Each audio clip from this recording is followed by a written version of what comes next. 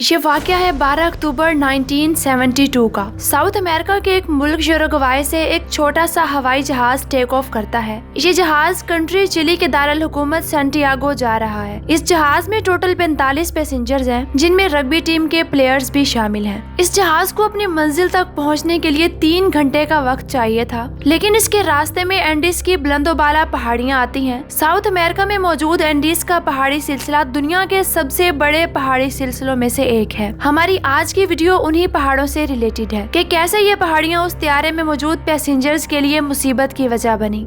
जिस दिन इस चार्टर त्यारे ने उड़ान शुरू की, अचानक से पहाड़ों में तूफान शुरू हो गया, जिसकी वजह से प्लेन आगे नहीं बढ़ सकता था। पायलट्स ने सोचा इस तूफान में प्लेन आगे बढ़ाना नामुमकिन है, तो उन्होंने प्लेन को रास्ते में अर्जेंटीना के एक शहर में लैंड करवा दिया। अगले दिन 13 अक्टूबर दोपहर 2:18 पर ये प्लेन दोबारा टेक ऑफ करता है। अगले 1 घंटे तक परवाज काफी अच्छी रहती है और तमाम पैसेंजर्स भी बहुत ज्यादा खुश थे। 3:18 पर आगे पहाड़ी सिलसिला शुरू हो गया। पायलट्स जब प्लेन को डिसेंड कराने लगे तो उन्हें खौफनाक टर्बुलेंस का सामना हुआ। प्लेन बहुत तेजी से शेकिंग करने लगता है और चारों तरफ खौफनाक बादल भी छा गए, जिसकी वजह से कुछ भी दिखाई नहीं दे रहा था। प्लेन में अलार्म्स बजना शुरू हो गए और वार्निंग लाइट्स भी ऑन हो गई। सब लोग बहुत ज्यादा खौफजदा हो गए। किसी को समझ नहीं आ रही थी कि क्या किया जाए। अचानक पायलट सामने देखते हैं तो उन्हें बिल्कुल सामने एक बहुत बड़ी चट्टान नजर आती है। प्लेन अपनी पूरी रफ्तार से चट्टान की तरफ बढ़ रहा है। पायलट्स को कुछ समझ नहीं आती तो वो जल्दी में प्लेन को ऊपर की तरफ मोड़ने की कोशिश करते हैं। वो अपनी पूरी पावर लगाकर प्लेन को ज्यादा ऊपर ले जाने की कोशिश करते हैं। उनकी कोशिश होती है कि किसी तरह वो उस पहाड़ी के ऊपर से बचकर निकल जाएं, लेकिन तब तक बहुत देर हो चुकी थी। अपनी पूरी कोशिश करने के बाद भी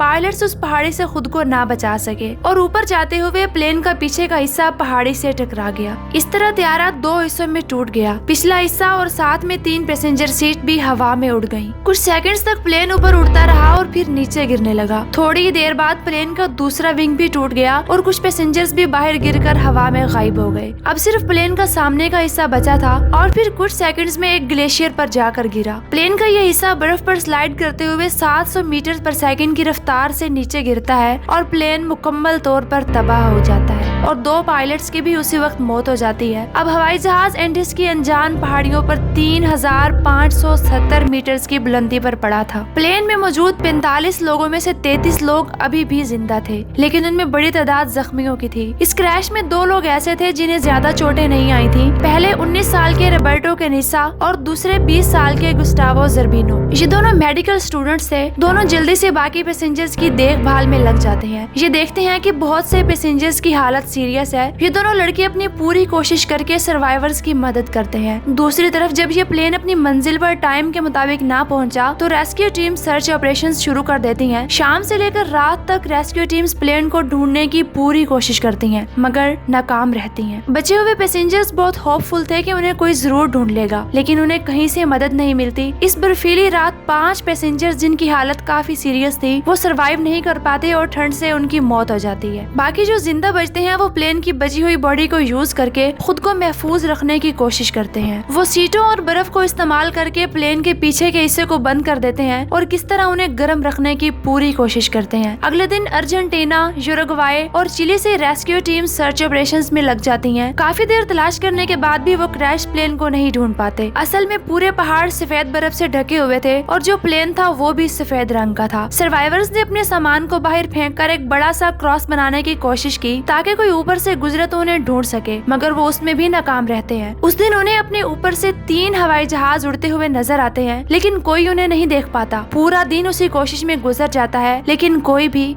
उनकी मदद को नहीं पहुंचता। 15 अक्टूबर के दिन भूख और प्यास से उन सर्वाइवर्स की बुरी हालत हो जाती है। वो मेटल शीट का यूज करके सूरज की शुआओं को एक जगह इकट्ठा करके बर्फ को पिघलाने की कोशिश करते हैं। इस तरह वो एक एक कतरा पानी का जमा करके अपनी प्यास बुझाते हैं। प्लेन की सीट्स और सीट कवर्स को वो लोग खुद को ठंड से बचाने के लिए यूज करते हैं। 16 अक्टूबर के दिन तक उनकी मदद को कोई नहीं आता। मुसलसल 3 दिन बर्फ में फंसे हुए उन लोगों की हालत बहुत बुरी हो जाती है। 21 अक्टूबर 8 8 दिन बाद सर्च टीम्स अपने हाथ खड़े कर देती हैं। रेस्क्यू टीम्स कहती हैं कि इससे ज्यादा वो ऑपरेशन जारी नहीं रख सकती। उनका कहना था कि 8 दिन में प्लेन और किसी पैसेंजर का पता नहीं चला, तो अब मजीद सर्च जारी रखने का कोई फायदा नहीं। उसके बाद ऑफिशियली इस सर्च ऑपरेशन को क्लोज कर दिया जाता है। क्रैश के 11 दिन बाद प्लेन के अंदर से एक पैसेंजर को रेडियो मिलता है। जब वो उसको ऑन करते हैं और न्यूज सुनते हैं तो उन्हें पता चलता है कि सर्च ऑपरेशन तो बंद कर दिया गया है। ये खबर उन पर कहर बनकर टूटती है और वो लोग सदमे की कैफियत में चले जाते हैं। 11 दिन बाद उन सर्वाइवर्स को खाने की शदीद तलब होती है। उनके पास खाने की चंद ही चीजें थी। उनके पास 8 चॉकलेट बार, 3 जाम के जार और कुछ ड्राई फ्रूट्स और साथ कुछ वाइन की बोतल्स थी। ये खाना वो रोज थोड़ा थोड़ा करके खाते हैं, लेकिन आखिरकार ये सब भी खत्म हो जाता है। 3800 मीटर की बुलंदी पर ना ही कोई जानवर था और ना ही कोई पेड़ पौधा जिन्हें वो अपनी खुराक बना सकते। कुछ लोगों ने सीट कवर्स और फोम को खाने की कोशिश की, लेकिन इससे वो बीमार पड़ गए। ऐसी कंडीशन में जब उन सर्वाइवर्स के पास खाने को कुछ नहीं था, उन्होंने एक ऐसा काम किया जिसे सुनकर आप बहुत ज्यादा हैरान होंगे। जिंदा रहने के लिए उन्हें कुछ तो खाना था और उन्होंने डिसाइड किया कि अपनी भूख मिटाने के लिए वो अपने दोस्तों की डेड बॉडीज को यूज करेंगे। लेकिन उनके ज़मीर ये गवारा नहीं कर रहे थे कि वो अपने दोस्तों को खाएं। ये आइडिया एक पैसेंजर केनिसा को आया था, तो सबसे पहले उसी ने खाने की कोशिश की। कुछ और लोगों ने भी खाने की कोशिश की, मगर वो ना खा पाए। 2 दिन और गुजरे और उनकी भूख से जब हालत मजीद बिगड़ती गई तो उनके पास इसके अलावा कोई ऑप्शन नहीं था। 29 अक्टूबर क्रैश के 16 दिन बाद तक सर्वाइवर्स ने उसी खुराक पर गुजारा किया, मगर अब ये सब भी खत्म होने वाला था। हर गुजरते दिन के साथ हालात बदतर होते जा रहे थे और कहीं से भी मदद या कोई रास्ता नजर नहीं आ रहा था। उन्हीं हालात में एक रात वो सो रहे थे कि अचानक से उनको बहुत तेज आवाज सुनाई देती है और उन्हें पता चलता है कि ऊपर पहाड़ी से बर्फ का एक बहुत बड़ा तूफान आ रहा है और वो इतना तेज और इतना बड़ा होता है कि काफी ज्यादा बर्फ उस प्लेन में भी घुस जाती है और उस बर्फ के अंदर 8 पैसेंजर्स गुम होकर मारे जाते हैं। अब बाकी सिर्फ 19 पैसेंजर्स बच जाते हैं। बचे हुए लोग भी बर्फ के अंदर छोटी सी जगह बनाकर छुप कर बैठे होते हैं और अपनी जिंदगी की दुआएं कर रहे होते हैं। वो लोग उस बर्फ में फंसे रहने के बावजूद भी बर्फ को खोदकर बाहर निकलने की पूरी कोशिश करते हैं। 2 दिन मुसलसल बर्फ खोदने के बाद आखिरकार उन्हें बाहर निकलने का रास्ता मिल जाता है और जब वो बाहर आते हैं तो देखते हैं कि बाहर बर्फ का एक और बड़ा तूफान आ रहा है। वो वापस उसी बर्फ की घार में जाकर छुप जाते हैं और तूफान के रुकने का इंतजार करते हैं। 3 दिन बाद जब वो दोबारा बाहर आते हैं तो उन्हें रियलाइज होता है कि अभी तक उन्हें बचाने कोई नहीं आया। वो सोचते हैं अगर उन्हें जिंदा रहना है तो अपनी मदद खुद करनी होगी, क्योंकि उन्हें यहाँ कोई भी बचाने कभी नहीं आएगा। बिलाखिर उनमें से 3 लोग अपने साथ कुछ खाना और बाकी चीजें लेकर पैदल कहीं से मदद ढूंढने के लिए निकल पड़ते हैं। कुछ दूर चलने के बाद उन्हें अपने ही प्लेन का टूटा हुआ पिछला हिस्सा मिलता है। उसमें कुछ खाने की चीजें, पहनने के लिए गर्म कपड़े और एक रेडियो सिस्टम मिलता है जिसके जरिए 2 वे कम्युनिकेट किया जा सकता है। वो उस रेडियो को ऑन करने की बहुत कोशिश करते हैं, मगर एसी बैटरी न होने की वजह से ये रेडियो काम नहीं करता। वो मायूस होकर दोबारा वेस्ट की जानिब चलना शुरू कर देते हैं। 11 दिसंबर क्रैश के 59 दिन बाद एक एवालांच आता है और उसमें 3 और सर्वाइवर्स की डेथ हो जाती है। अब 45 में से सिर्फ 16 सर्वाइवर्स बच जाते हैं। उन सर्वाइवर्स में से एक आदमी ऐसा था जिसे सुई से कपड़े सीने का तरीका आता था। उसने अलग अलग कपड़ों को जोड़कर एक स्लीपिंग बैग बनाया और उन्होंने इसमें रात गुजारी।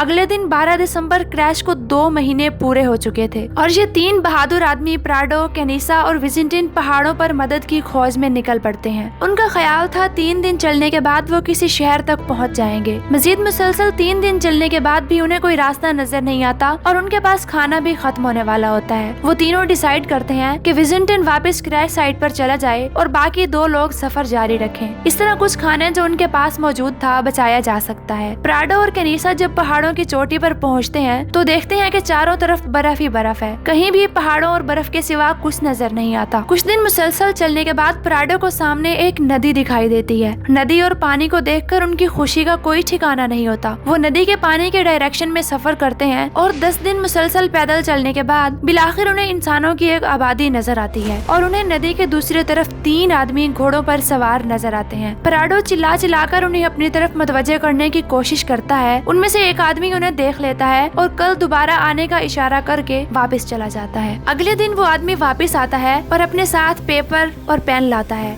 और प्राडो की तरफ फेंकता है और कहता है कि इस पेपर पर अपने बारे में लिख कर दे। प्राडो उस पेपर पर लिख कर देता है कि हम यहाँ प्लेन क्रैश होने की वजह से फंसे हुए हैं, हमारे पास खाने पीने का कुछ नहीं और हम बहुत ज्यादा कमजोर हैं, प्लीज हमें बचा लो, हमें नहीं मालूम हम कौन सी जगह पर हैं। वो आदमी जब पेपर पढ़ता है तो उसे याद आ जाता है कि मैंने 2 माह पहले प्लेन क्रैश होने की खबर सुनी थी और जब वो آدمی اور اس کے ساتھی پراڈو اور کینیسا کو دیکھتے ہیں تو شاکڈ رہ جاتے ہیں۔ اس کے بعد وہ تینوں کسان آدمی شہر کی جانب جاتے ہیں اور یہ خبر ایک آرمی ہیڈ کوارٹر میں جا کر دیتے ہیں۔ وہ آدمی پراڈو اور کینیسا کو گھوڑے پر بٹھا کر شہر کی طرف لے جاتے ہیں جہاں پر انہیں فائنلی ریسٹ ملتا ہے۔ یہ دونوں آدمی صرف ایک امید پر پچھلے 10 دنوں میں 61 کلومیٹر پیدل سفر کر کے آئے تھے۔ جیسے ہی ان لوگوں کے بارے میں باقی دنیا کو پتہ چلتا ہے، یہ ایک انٹرنیشنل خبر بن کر سامنے آتی ہے۔ ان کی کہانی پوری دنیا کے اخباروں میں چھاپی جاتی ہے۔ یہ اصل کہانی واقعی میں دل دہلا دینے والی تھی۔ 22 دسمبر 1972 کریش کے 70 دن بعد 3 ہیلی کاپٹرز پہاڑوں میں جاتے ہیں اور باقی کے سروائیورز کو بھی ریسکیو کرتے ہیں۔ ٹوٹل 16 لوگوں کو بچا لیا جاتا ہے، لیکن ان کی حالت بہت خراب ہوتی ہے۔ ٹوٹی ہوئی ہڈیاں، میل نیوٹریشن اور ڈی ہائیڈریشن کی وجہ سے ان لوگوں کو کئی دن لگ جاتے ہیں ریکور کرنے میں، پر بالآخر وہ صحت یاب ہو جاتے ہیں۔ یہ کہانی ہمارے لیے ایک سبق ہے۔ اگر انسان ٹھان لے کہ اس نے کچھ کرنا ہے تو کچھ بھی ہو جائے، بالآخر اپنے صبر سے وہ ہر چیز اچیو کر لیتا ہے۔ اس لیے اس واقعے کو نام دیا گیا دا میریکل آف اینڈیز۔